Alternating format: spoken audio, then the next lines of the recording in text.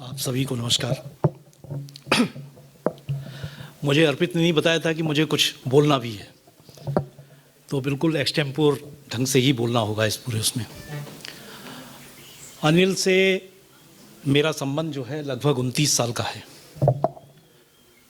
विदिशा में जब मैं दूसरे ज़िले में आया था, उस वक्त अनिल वो सारी गतिविधियां विदिशा जैसे सोते हुए शहर में कर रहा था, जो कि बड़ा आश्चर्य का विषय था। जो अभी सबल जी ने बताया कि जिन लाहौर नहीं वेख्या वो जन्मया ही नहीं, वो मैंने मुझे बड़ा आश्चर्य हुआ कि ये मतलब विदिशा जैसी जगह में थिएटर हो रहा है, और शायद वो कई दिनों तक चलता रहा। विदिशा जैसे छोटे से शहर में हाँ, कई दिनों तक चलता रहा। वो दिन में हुआ करता था वो शो। इसी तरह से वो छोटे छोटे कवि गोष्ठी और कवि सम्मेलन करता रहता था। तो वो कुल मिलाकर जिसको कहा जाए कि ऐसा पैकेज था पूरी तरह से, जिसमें सब चीज़ें शामिल थीं। भोपाल वालों को ये नहीं मालूम होगा कि उसे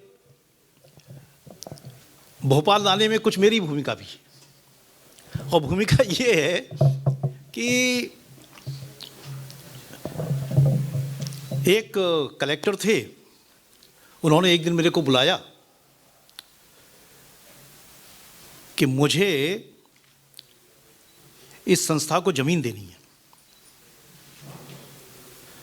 वो कलेक्टर बहुत तेज भी थे, मैडम भी हैं आज यहाँ विदिशा, उनसे पहले ही थे, अरोड़ा साहब, सीपी अरोड़ा साहब। तो मैंने उनसे सीधे तो नहीं बोला, मैंने कहा मैं देखता हूँ। और नेक्स्ट डे मैं फाइल लेके गया उनके पास, मैंने कहा कि सर ये दी नहीं जा सकती है ज़मीन। तो उन्होंने बिल्कुल जिद पकड़ ली कि देनी है। अच्छा, अनिल बैठे हुए थे, तब मैं परिचित भी नहीं था अनिल से।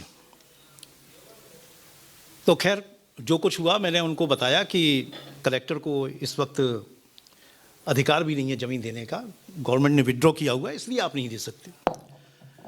तो अनिल मुझसे हमेशा अभी तक शिकायत करता रहा कि विदिशा से मुझे भोपाल भेजने के लिए आप जिम्मेदार हो, क्योंकि अगर वो ज़मीन आप दिलवा देते तो शायद मैं विदिशा में ही बना रह जाता।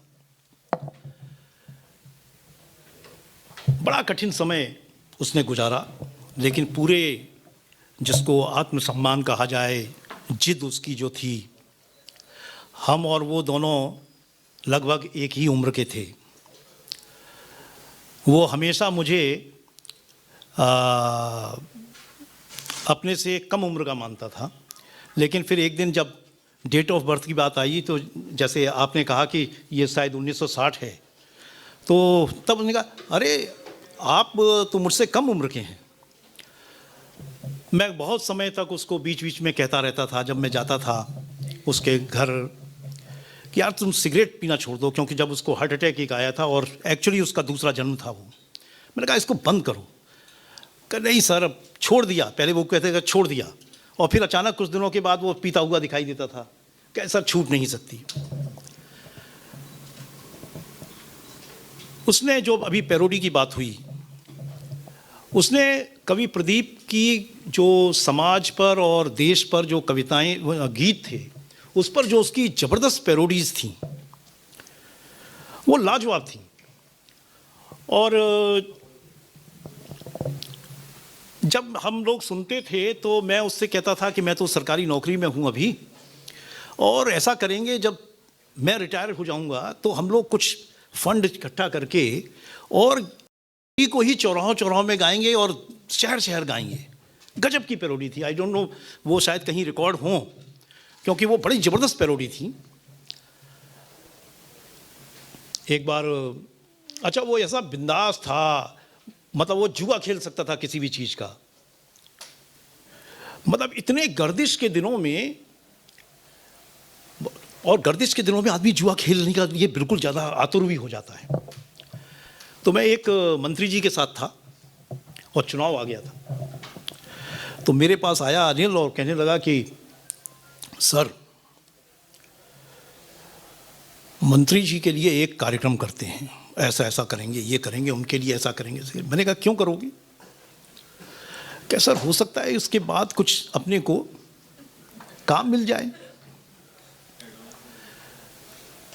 तो मंत्री जी से मुलाकात हुई, सब कुछ हुआ, और मैं उसको कहता रहा कि देख, मुफ्त में काम मत करना, मुफ्त में काम मत करना, सर वो सब हो जाएगा। और आखिर में जब कार्यक्रम हो, चुनाव भी हो गया और सब कुछ हो गया, और मंत्री जी उसको कोई नया काम दिला नहीं पाए, जो सरकारी तंत्र का जो समस्याएं हैं और जिससे वो जूझता रहा पूरी जिंदगी। तो फिर उसने एक दिन कहा कि सर वो आपने अच्छा किया, वो मेरे पैसे बचा दिए आपने, क्योंकि अगर आप नहीं कहते कि पैसा मांगो मंत्री से, तो मैं मांगता ही नहीं।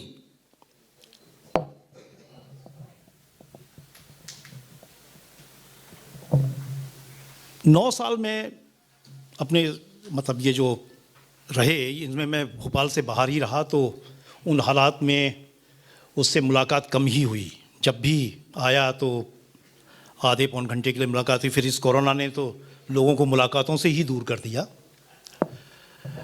लेकिन हाँ, अनिल में वो प्रतिभा थी कि मतलब मेरा मानना है कि वो एक्चुअली भोपाल के लिए भी नहीं बना था। अगर शायद वो पैरों से उतना कमज़ोर नहीं होता तो न जाने कितनी उड़ान वो लेता। मतलब वो गया ही था, बॉम्बे गया भी था, कोशिश भी किया था कुछ समय। आज इतने कम समय में वो चला गया, लेकिन उस जाने के दौरान भी कम से कम 2 जिंदगी तो वो जिया। मौत को उसने जीता था 2 बार, तो इतनी हिम्मत तो थी उसमें। मैं अपनी बात यहीं पर समाप्त करता हूँ। शुक्रिया।